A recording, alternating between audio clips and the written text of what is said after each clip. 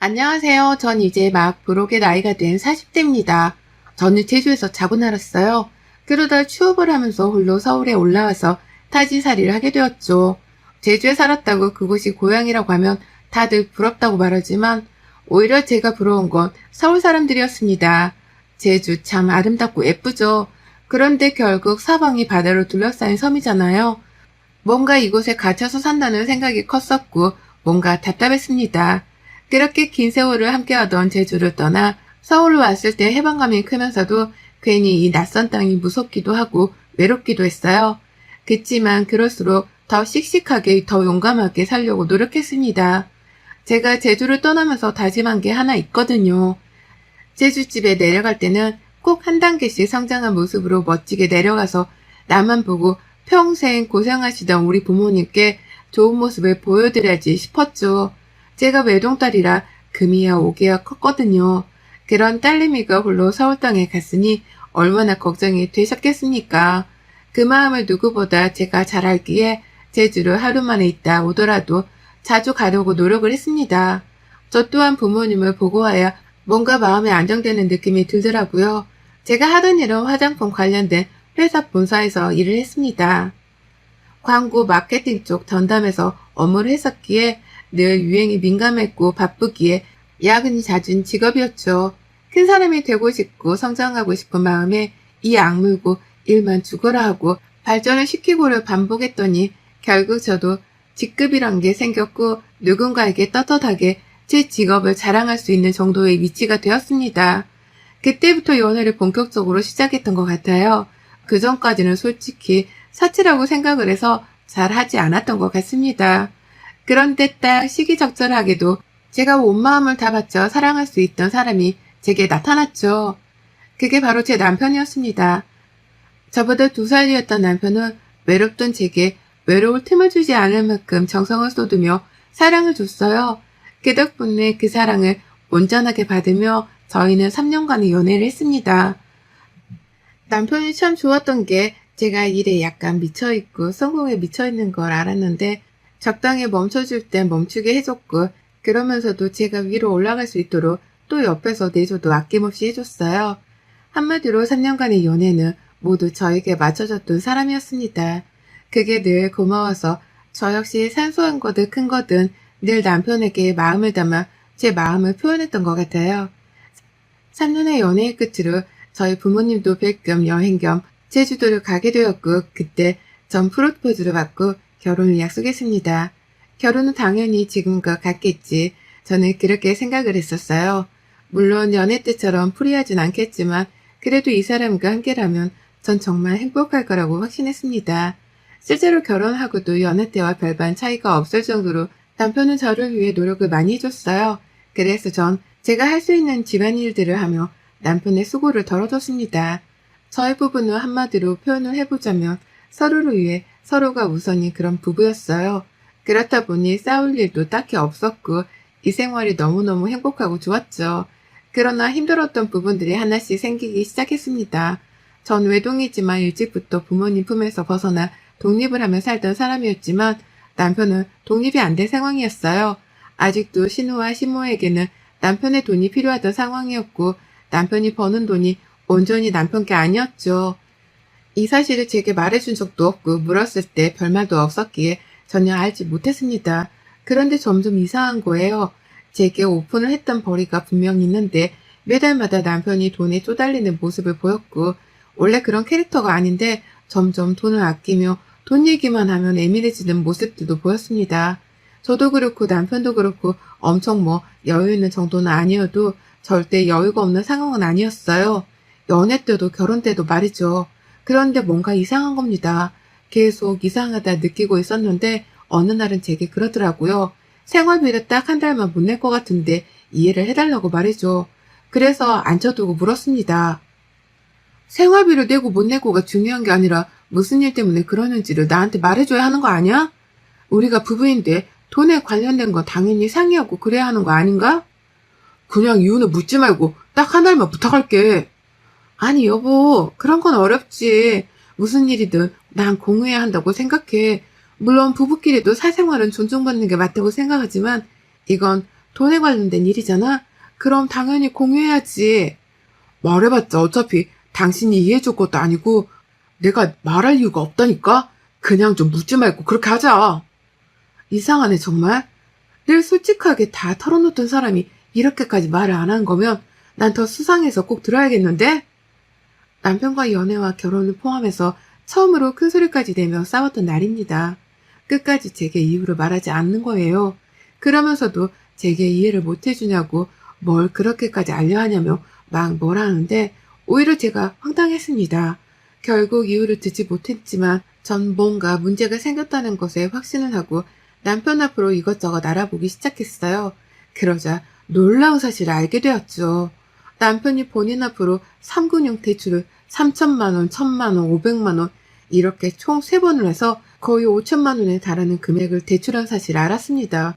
더 웃긴 건 이 모든 돈이 신우와 시모에게 갔다는 거예요. 전 이 사실을 알고 남편에게 뭐라고 했습니다.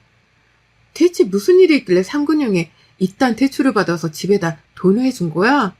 이래서 생활비를 한 달 못 주네 뭐네 이유를 묻지 말아라. 나더러 그렇게 소리친 거니? 당장 얘기해. 당신 뭐 내 뒷조사까지 하니? 뭐 하자는 거냐 정말? 헛소리 하지 말고 묻는 거에 대답이나 해. 대체 무슨 상황이냐고 지금. 뭔 상황이겠니? 돈이 필요한 상황이니까 해준 거지. 뭘 물어. 몰라서 묻냐 정말로? 당신이 뭔데 나한테 소리치고 뭐라고 하는데? 지금 태도가 그게 뭐야? 당신이 내 입장이면 화가 안 나겠어 지금? 결국 이날도 불나도록 싸웠습니다. 대충 내용을 들어보니 신우와 시모가 함께 무슨 일을 시작했었는데 그게 다단계 비슷한 거였나 봐요. 그걸 하다 빚까지 지게 되었던 거고 거기에 생활비까지 포함해 3군용 대출까지 받아서 시댁에 돈을 준 거죠. 여기에 더 최악인 건 남편이 회사에서 잘리게 된 겁니다. 근태가 좋지 않아서 결국 잘리게 되었다고 하네요. 속이 답답하다 못해 미쳐버릴 것 같았습니다. 이런 상황에 남편이라는 사람은 그깟 취업 다시 못하면 뭐 큰일 난 거냐고 오버하지 말고 가만히 있으라고 하더라고요. 너무 어이가 없어서 말이 나오지 않았습니다. 그래도 한편으론 퇴직금이 있으니 당장 어느 정도 빚을 갚고 생활비랑 어떻게든 해보자. 약간 그런 계획을 세우고 있었어요. 그런데 알고 보니 퇴직금도 이미 시댁에 다 털렸더라고요. 그냥 모든 게 무너져 있는 상황에 시모와 신우가 함께 저희 집에 쳐들어왔죠. 너 앉아봐라. 갑자기 연락도 없이 오셨어요. 말투가 뭐예요, 새언니? 시어머니가 아들 집에 오는데 뭐 며느리 허락까지 받아가며 부탁해서 와야 하는 건가? 너 다 알았다며? 그런데 어쩜 그렇게 입 딱 씻고 조용히 있을 수가 있냐? 네가 생각이라는 게 있는 애고 머리가 장식품이 아닌 인간이라면 지금 네 CM이랑 신우가 힘들 거란 생각은 안 드니? 네? 대체 어떤 부분에서 힘들 거라 생각해야 해요, 제가? 어머머, 이 좀 봐라. 지금 성재가 회사까지 못 다니고 있으면 수입이 아예 없는 상황이잖니? 그럼 우리까지 다 쫄쫄 굶어야 하는 건데 넌 네 남편 가족들이 손가락 빨고 살게 생긴 상황에 아무 감정이 안 느껴지니? 얘 진짜 악한 애네. 너 뭐야? 사이코패스야? 진짜 어머니 뭐라고 하시는 거예요? 지금 말이라고 해서 다 말이 아니에요. 생각을 해보세요. 급이 저 때문에 진 것도 아니고 막말로 아가씨도 어머님도 일하시려면 충분히 하실 수 있는데 벌어서 쓸 생각을 안 하고 왜 사람들한테 뭐든 다 도움을 받으려고 하세요? 말씀대로 지금 이 사람 본인 밥벌이도 못하고 당장 빚 이자들만 해도 어떻게 될지 막막해 죽겠는데 지금 불난집에 부채질하러 오셨어요? 이게 근데 어디서 큰 소리야? 입 다물고 돈이나 보내. 우리도 먹고 살아야지. 시무는 신우는 합세해서 제게 오히려 생활비를 보내라고 큰 소리를 치더군요. 살다 별의별 일을 다 겪구나 싶었습니다. 시댁거들이 다녀간 후 한동안 아무 말도 하지 못했던 게 너무 어이가 없어서 말이 나오지 않았죠. 남편은 제 눈치만 슬금슬금 보면서 취업을 하네모네 하며 컴퓨터를 붙잡고 이력서에 자기소개서를 고치고 있었습니다. 그 모습을 보다 모든 분노가 한꺼번에 확 올라와서 저 남편에게 딱 질렀어요. 지금 당신 수준에 무슨 회사를 들어가. 제 취직은 꿈도 꾸지 말고 막노동을 하든 뭘 하든 당장 돈 많이 벌 수 있는 일 찾아서 당장 내일부터라도 해. 아, 들었잖아. 당신네 가족들이 돈 내놓으라잖아. 일해. 당신이 직접 일해서 빚이고 뭐고 다 알아서 해. 난 죽어도 한 푼도 보탤 생각 없으니까. 아니야. 화나는 것도 알겠고 다 알겠는데 당장 내가 하던 일이 있는데 그거 말고 딴 걸 뭘 하겠어.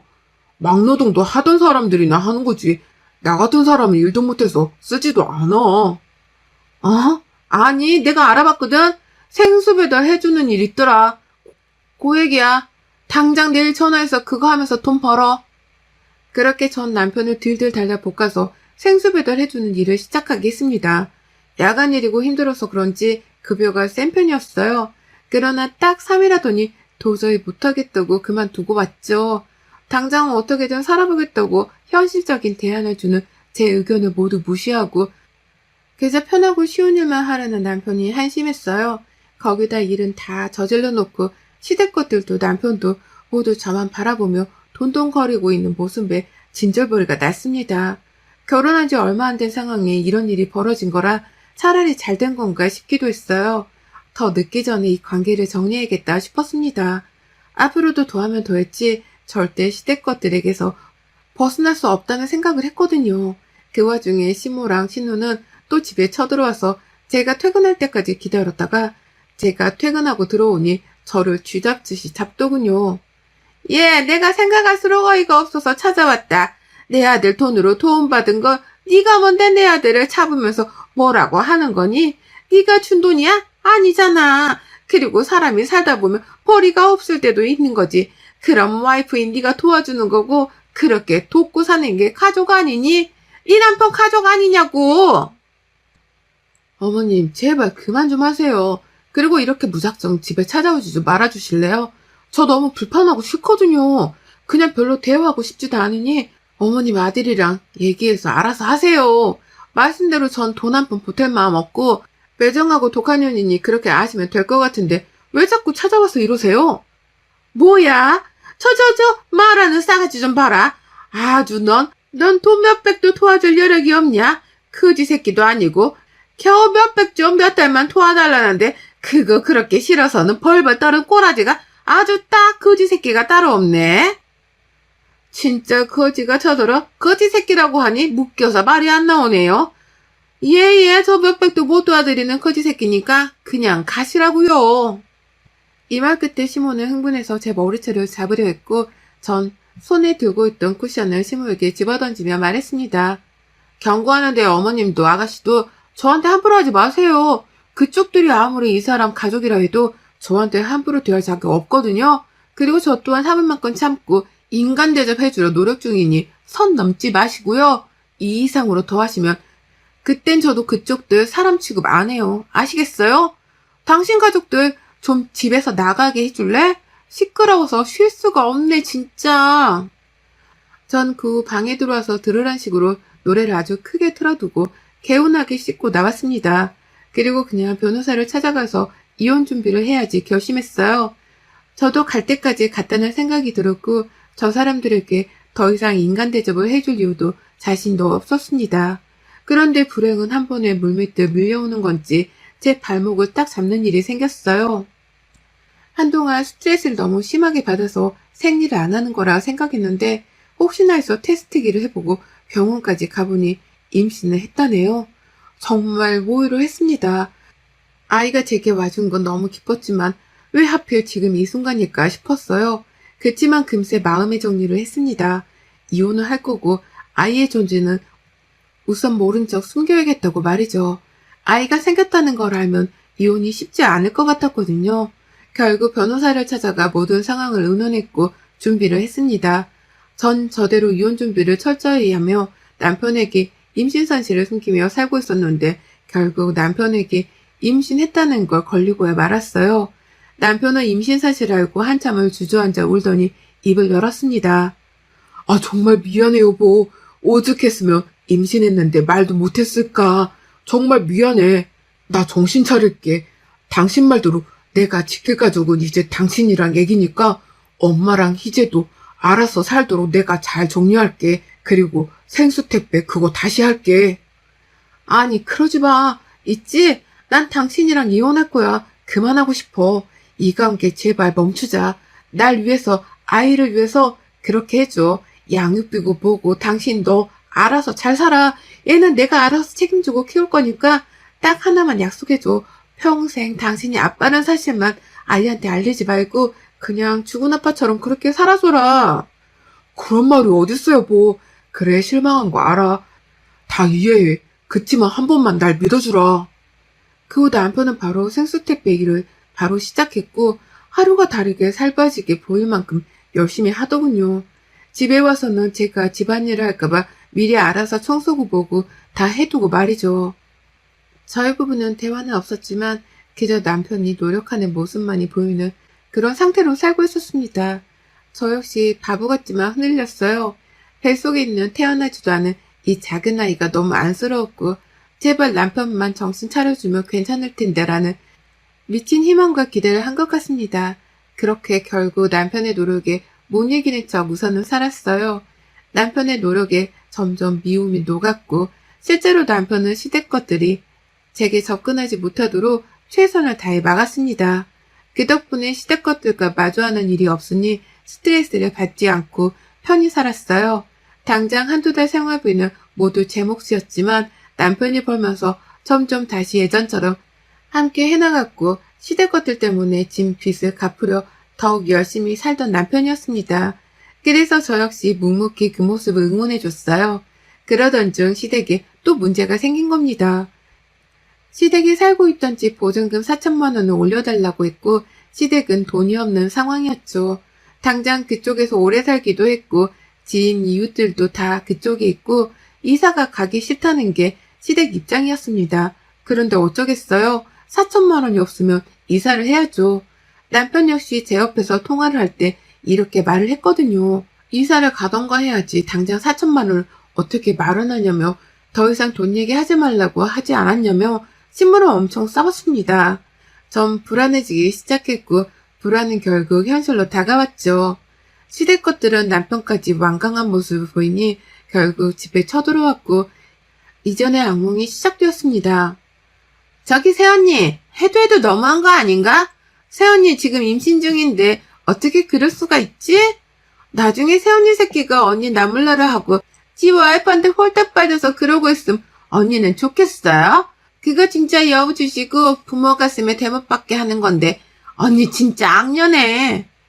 긴 말 필요 없고 4천만 원 주던가 아님 니네 집에 들어와서 살 거다. 결정해.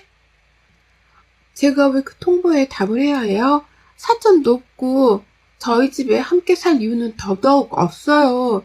돈이 없으면 형편에 맞는 집을 구해서 나가는 게 맞지 한두 살 먹은 애들도 아니고 언제까지 그렇게 아들 등에 빨대 꽂고 쭉쭉 빨아먹고 사실 거예요? 안 쪽팔리세요? 전 지금 임신해보니 더더욱 이해가 안 가네요. 시댁 것들은 이후에도 몇 차례를 찾아가서 뒤집고 소리치고 난리를 쳤고 남편은 처음에는 절 말리고 소리치고 싸우더니 어느 순간 뒤로 쓱 빠지더군요. 저 인간을 믿는 게 아니었는데 말이죠. 결국 유산을 했어요. 우울함과 아픔, 분노의 모든 감정들이 크게 다르고 전 이대로 있다가 누구 하나 정말 죽을 것 같은 감정까지 치솟아서 급히 짐을 싸서 제주로 내려갔습니다. 친정 부모님께도 상황 설명을 해야 했고 부모님을 봐야 진정이 될 것 같았어요. 남편에게도 모든 걸 다 정리하자고 말했고 더 이상 기회는 없다고 말했지만 주말마다 제주에 내려와서 부모님 앞에서 무릎 꿇고 빌고 아주 난리를 치더군요. 그 모습을 한두 번 묵묵히 지켜보던 부모님께서는 세 번째 남편이 왔을 때 손찌검을 하셨습니다. 저희 아빠께서 남편의 뺨을 후려치시고 말씀하셨죠. 네 놈이 사람 새끼면 이럴 수는 없다. 감히 귀하디 귀한 내 딸을 데려다가 그딴 고생을 시켜? 언제까지 하나 보려고 냅뒀는데 더 이상은 네 꼴 같지도 않은 모습 보기도 싫으니 당장 눈앞에서 꺼지고 이혼해. 한 번만 더 찾아오면 내가 니네 집에 가서 니네 엄마고 동생 있고 머리채 다 쥐어 뜯어버릴 테니까 그렇게 알아. 네 뺨만 후려친 걸 감사하게 생각하고 당장 내 눈앞에서 사라져라. 그 후 전 바로 정리를 하기 위해 서울로 올라갔는데 글쎄 저희 집에 가보니 이미 시댁 것들이 가구까지 들여놓고 살고 있더군요. 진짜 이간경이 너무 웃겨서 헛웃음을 지었는데 제게 시모가 그랬죠. 정리하러 온 거지 너? 빨리 정리해서 나가줄래? 너 하나 나가면 우리 가족 모두가 이렇게 편하게 살 수 있는데 어디서 저런 거지 같은 게 집구석에 들어와서는 아유 내 팔자야. 그러긴 말이야. 차라리 좋게 말할 때 어떻게든 비를 바치고 소용이 있지 그랬음 거지 걸로 나가진 않아도 될 텐데. 신우와 시모는 과자를 씹어먹으며 제게 저렇게 말했고 전 과자와 앞에 있던 주스를 시모와 신우 얼굴에 확 뿌려주고 말했어요. 멍청한 거니 아니면 인정이 어려운 거니?